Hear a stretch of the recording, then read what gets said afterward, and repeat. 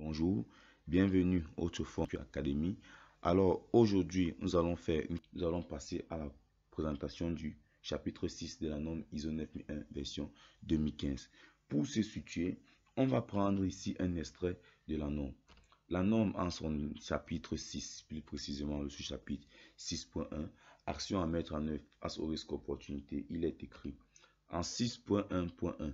Dans le cadre de la planification de son système de management de la qualité, l'organisme doit tenir compte des enjeux mentionnés en 4.1 et des exigences mentionnées en 4.2 et déterminer les risques et opportunités qu'il est nécessaire de prendre en compte.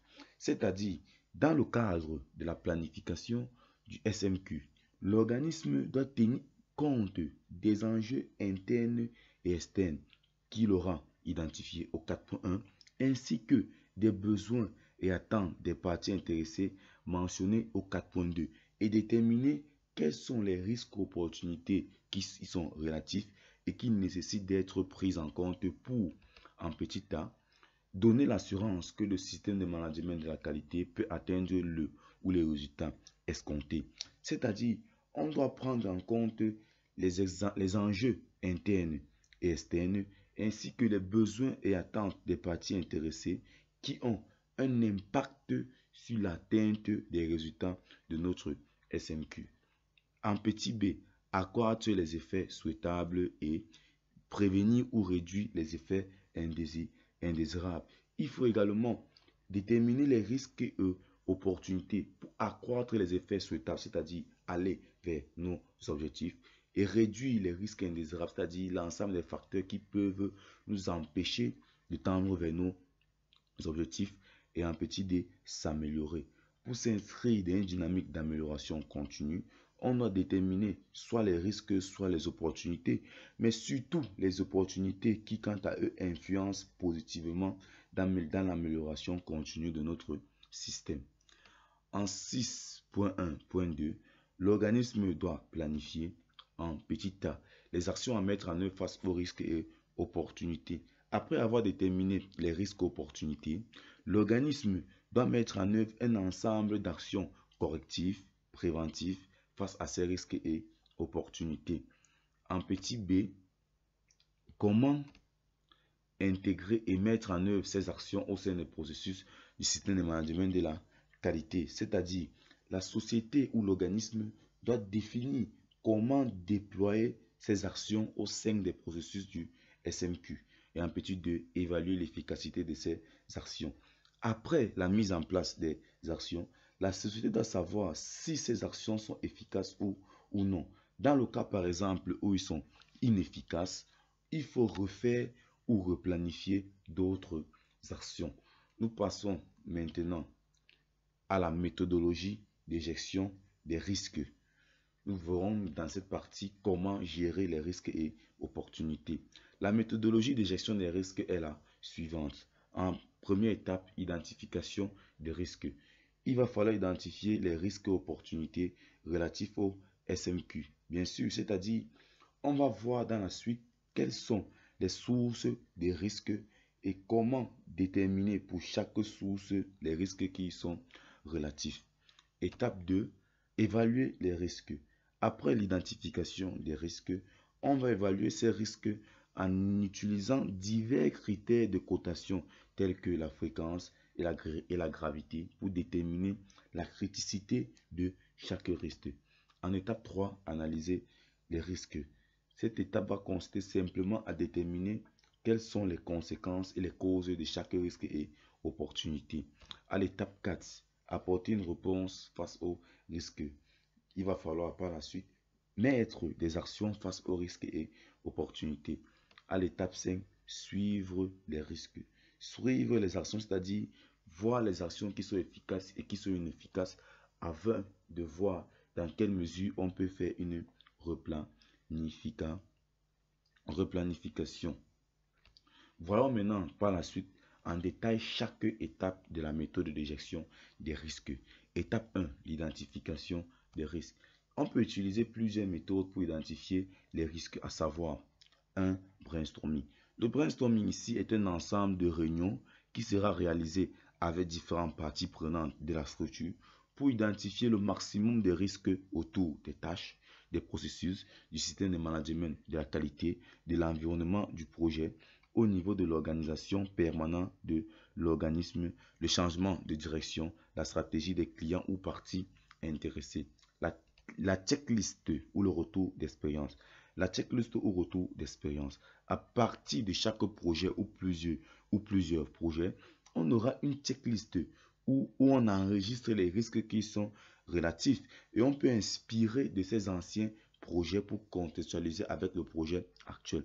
Le retour d'expérience avec des professionnels qui ont déjà travaillé sur un projet similaire. Voilà maintenant l'application de l'étape 1 pour la norme ISO 9001 version 2015. La norme prescrit de déterminer les risques et opportunités à travers différentes sources pour le système de management de la qualité. Première source, les enjeux de l'organisme. Dans l'analyse des enjeux qu'on a réalisé en 4.1, on pourra déterminer les risques par rapport à ces enjeux qui peuvent être internes, ces enjeux qui peuvent également être externes. À travers également l'analyse des parties intéressées, on va déterminer les risques opportunités relatifs aux parties intéressées internes qui peuvent être les salariés, qui peuvent être les actionnaires, les risques opportunités relatifs aux parties intéressées externes qui peuvent être les clients, qui peuvent être les fournisseurs, qui peuvent être des prestataires. On va déterminer les risques opportunités relatifs au processus de l'organisme. On pourra premièrement déterminer les risques opportunités relatifs aux objectifs. On prend par exemple un processus qui a pour objectif d'avoir un taux de productivité de 90% lors de la production. Le risque vis-à-vis de cet objectif peut par exemple être les arrêts machines incessants qui peuvent empêcher à l'atteinte des objectifs. On peut également voir les risques opportunités relatifs aux activités, également les risques opportunités relatifs aux ressources de processus qui peuvent être les ressources humaines, les ressources matérielles ou les ressources fonctionnelles. La seconde étape de la méthode de gestion des risques est d'évaluer les risques. C'est une étape qui consiste à déterminer la criticité du risque. On pourra évaluer le risque en déterminant différents critères de pondération.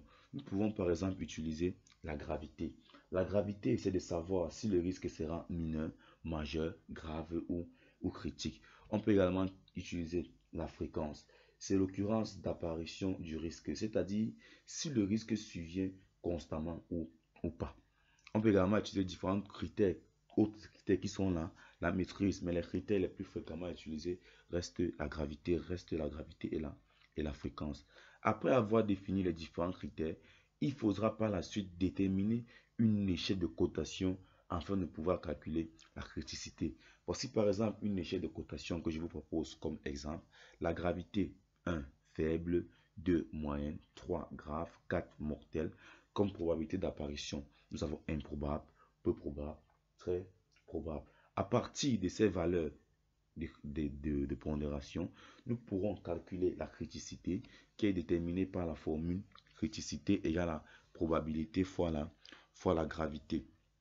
Sur cette grille de cotation, on voit différentes codes couleurs. Le vert qui correspond à acceptable, l'orange qui signifie alarme dont on doit contrôler le risque et le rouge qui signifie inacceptable. Nous allons maintenant passer ici à la troisième étape de notre méthode de gestion des risques qui va constituer analyser les risques.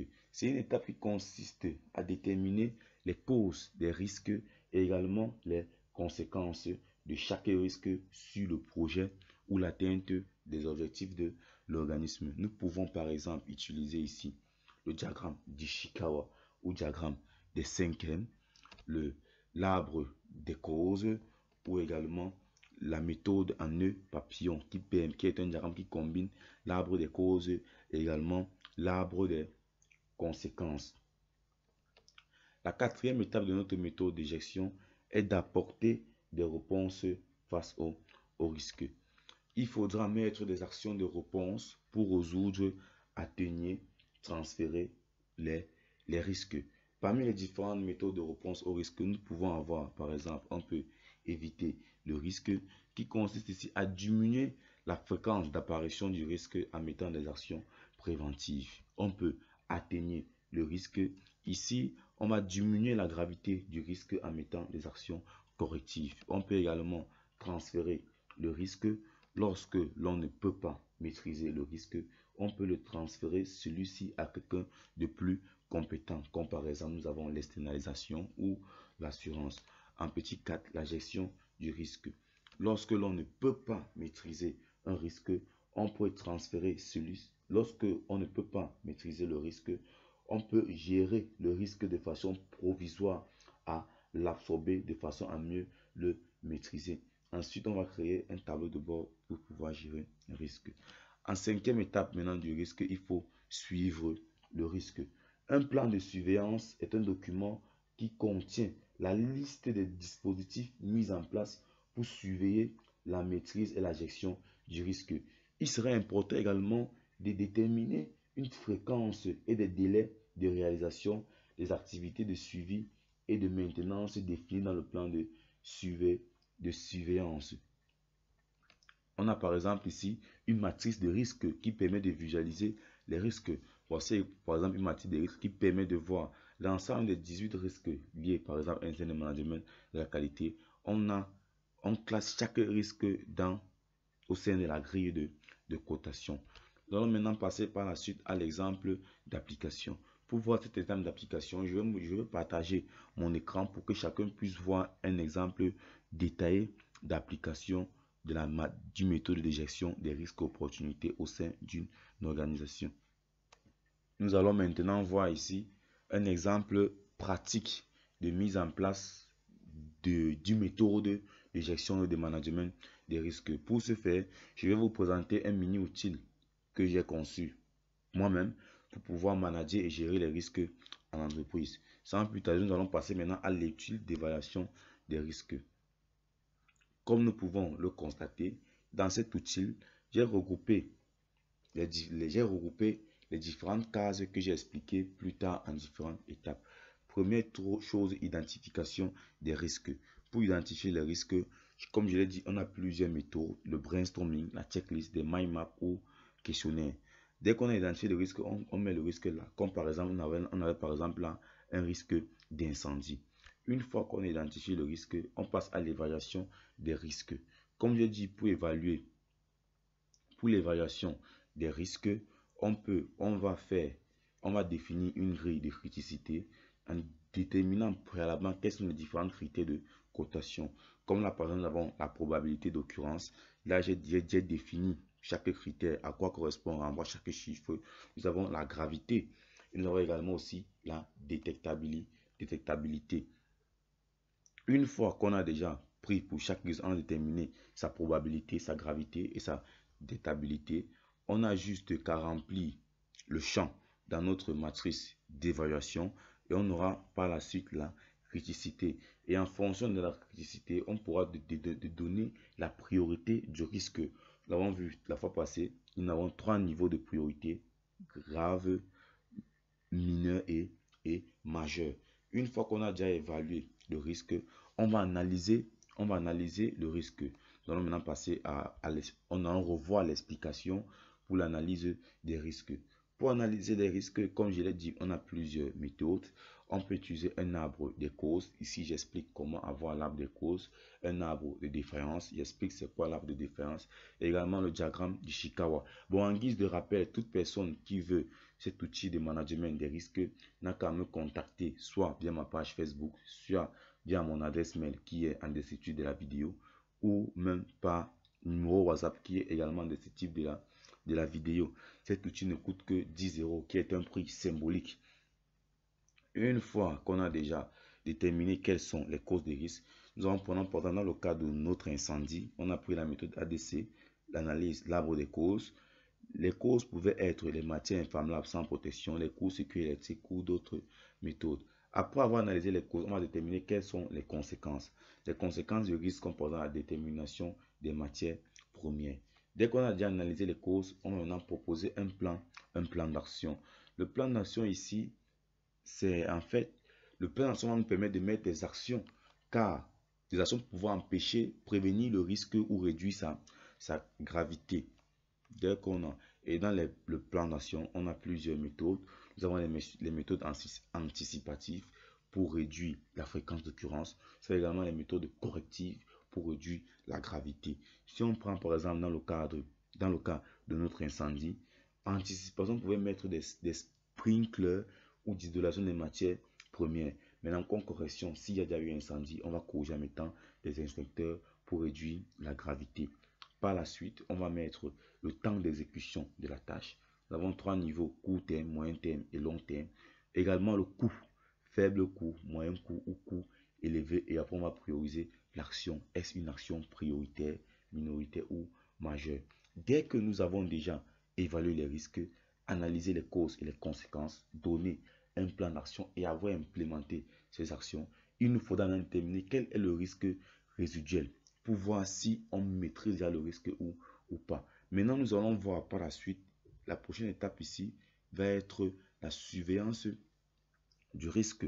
Comme je l'avais dit plus tôt, la surveillance du risque, on va établir un plan de surveillance qui est un document qui va contenir la liste des dispositifs mis en place pour suivre les paramètres de fonctionnement du processus et les caractéristiques du produit. On a plusieurs méthodes qu'on peut utiliser dans un plan de surveillance. On a le contrôle visuel, la maîtrise statistique des procédés, les échantillonnages, le pokayoke ou de trompeur, également des plans d'expérience. Nous avons ainsi présenté la méthode d'évaluation des risques, de gestion des risques au travers de notre outil de management des risques.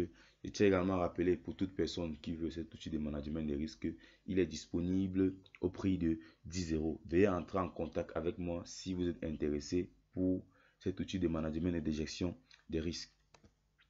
Nous sommes ainsi arrivés au terme de cette formation, de la présentation du chapitre 6.1 de la norme ISO 9001 version 2015. Je vous remercie de m'avoir suivi et je vous invite à vous abonner à cette chaîne si cela n'est pas encore fait et activer la cloche de notification pour ne surtout pas manquer la suite des vidéos. Likez et mettez vos avis ainsi que vos questions en commentaire de la vidéo.